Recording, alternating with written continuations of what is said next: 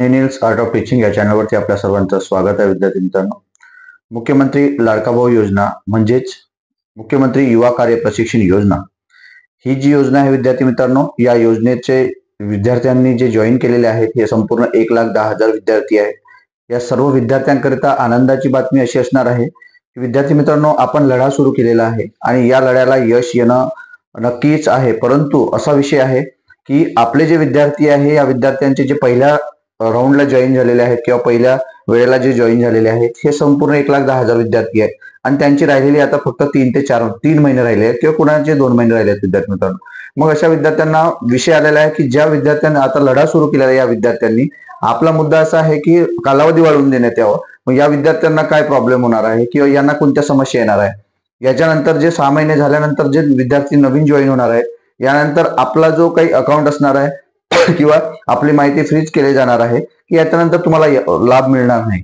परंतु आपल्याला माहिती आहे अधिवेशनामध्ये 4 ते 5 असे MLA आहेत ज्यांनी आपला विषय रेटून धरलेला आहे. त्याचं मागचं कारण असं की युट्यूबच्या माध्यमातून असो किंवा विद्यार्थ्यांनी दिलेले जे काही निवेदन असतील किंवा आपापल्या आमदारांना दिलेले निवेदन असेल किंवा SDO ला दिलेले निवेदन असेल, हे मात्र नक्की आहे विद्यार्थी मित्रांनो. यामुळेच त्यांना जाणीव जागृती झालेली आहे, ज्यातून आपल्या विद्यार्थ्यांना त्याचं नुकसान होऊ नये, या विद्यार्थ्यांवर अन्याय होऊ नये. म्हणजे ते तुमच्या बाजूने सकारात्मक आहेत.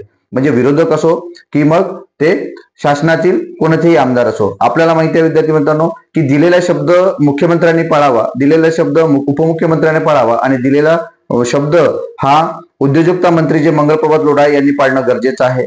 तरच पुढील वेळेला जे काही येणारे जे काही निवडणूक असेल यामध्ये विद्यार्थी ज्या दोन म्हणजे सरकार जो आहे महायुतीचं ते 2 योजनांमुळे निवडून आलेलं आहे. आपल्याला सर्वांना माहिती आहे महायुतीचं जे सरकार, एक लाडकी बहीण योजना आणि एक लाडका भाऊ योजना, हे दोन्ही त्यांच्या बाजूनं पॉझिटिव्ह असणारे जे काही पॉझिटिव्ह असणाऱ्या ह्या ज्या योजना होत्या या योजनेच्या माध्यमातूनच सरकार निवडून आलेलं आहे. आणि आपल्याला माहिती आहे की देवेंद्र फडणवीस यांनी बोललेलं आहे, सोबत या तिन्ही उपमुख्यमंत्र्यांनी जे मंगलप्रभात लोढा यांनी बोललेलं आहे की आम्ही 50% पदस्थापना देणार आहोत. विद्यार्थी मित्रांनो, आजपर्यंतचा जे काही लेखाजोखा आहे किंवा आजपर्यंतचं जे काही अपडेट आहे विद्यार्थी मित्रांनो, शासन आजही तुमच्या सोबत सकारात्मक असणार आहे. फक्त आपल्याला लढा जो आहे तो लढा कायमस्वरूपी असणं गरजेचं आहे. आपल्याला तुमचा कालावधी वाढून मानधन वाढलीचं सोडा, मानधन वाढलं नाही तरी चालेल. लक्षात घ्या विद्यार्थी मित्रांनो, मानधन वाढलं नाही तरी चालेल पण तुमचा कालावधी वाढणं गरजेचं आहे. कारण ज्या विद्यार्थ्यांचे 2 महिने राहिले आहेत त्या विद्यार्थ्यांनी नंतर करायचं काय, पुन्हा ते बेरोजगार होणार आहे. म्हणून जे जॉईन होणार आहे किंवा ज्यांनी रजिस्ट्रेशन केलं आहे त्या विद्यार्थ्यांना सांगू इच्छितो, हे सुद्धा आपले भाऊ आहेत आणि तुम्ही जॉईन होणार आहेत ते सुद्धा तुम्ही त्यांचे भाऊ आहात. परंतु आपल्याला विषय हा घ्यायचा आहे की आपला जो जॉब असणार आहे तो 11 महिन्यापेक्षा जास्त असणं गरजेचं आहे किंवा 2 वर्ष तरी आपल्याला जॉब मिळायला पाहिजे किंवा तो असायला पाहिजे, तरच ह्या सर्व गोष्टी होणार आहे. विद्यार्थी मित्रांनो, आपल्या बाजूने सरकार सकारात्मक आहे, यासाठी लढा हा जास्त प्रमाणात असणं गरजेचं आहे. विद्यार्थी मित्रांनो, महाराष्ट्रातील ज्या ज्या ठिकाणी ज्या ज्या डिपार्टमेंटमध्ये विद्यार्थी जॉईन झालेले आहेत त्या संपूर्ण विद्यार्थ्यांना एकत्र येणं गरजेचं आहे.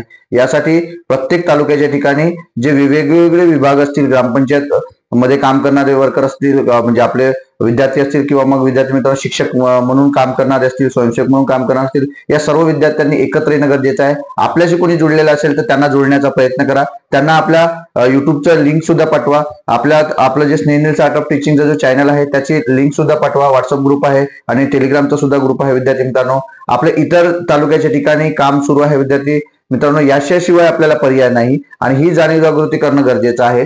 कारण आपल्याला हा कालावधी वाढवणं इम्पॉर्टंट आहे, महत्वाचं आहे. आपल्याला वेतन किंवा मानधन वाढवणं महत्वाचं नाही. मानधन जर कंटिन्यू राहील विद्यार्थी मित्रांनो तर तेच आपलं कुठेतरी आपण संघटना उभारून या सर्व गोष्टी काम करू शकतो. आपल्याला सर्वांना उदाहरण माहिती आहे, जे ऑपरेटर आहेत ग्रामपंचायत मध्ये त्यांची सुद्धा संघटना आहे विद्यार्थी मित्रांनो, आणि त्यांना कोणीही काढलेलं नाही आहे. ते गेल्या 10 वर्षापासून आजही काम करत आहे. त्याचप्रमाणे आपण सुद्धा त्या ठिकाणी काम करावं आणि कंटिन्यू मध्ये आपलं कुठेतरी आपलं जे तुटपुंज्या पगारावरती हे काम करावं लागत आहे, मानधनावर काम करत आहे. हे 6 महिन्यानंतरही तुम्ही बेरोजगार होणार आहे. याच्यासाठी लढा देणं उभारणं गरजेचं आहे की आपला कालावधी वाढणं हे खूप जास्त महत्वाचं आहे आणि त्यातच त्या ठिकाणी 50% विद्यार्थ्यांना जे बोललेले शब्द पाळणं, परमनंट करणं हे सुद्धा गरजेचं आहे. विद्यार्थी मित्रांनो, शासन नक्की सकारात्मक आहे, हे आजचं अपडेट आपल्याला सांगतो आहे. विद्यार्थी मित्रांनो, आपल्याला हा व्हिडिओ कसा वाटला हे कमेंट बॉक्समध्ये कळवा आणि अशाच नवीन अपडेट करिता माझ्या चॅनलला सबस्क्राईब करा. धन्यवाद.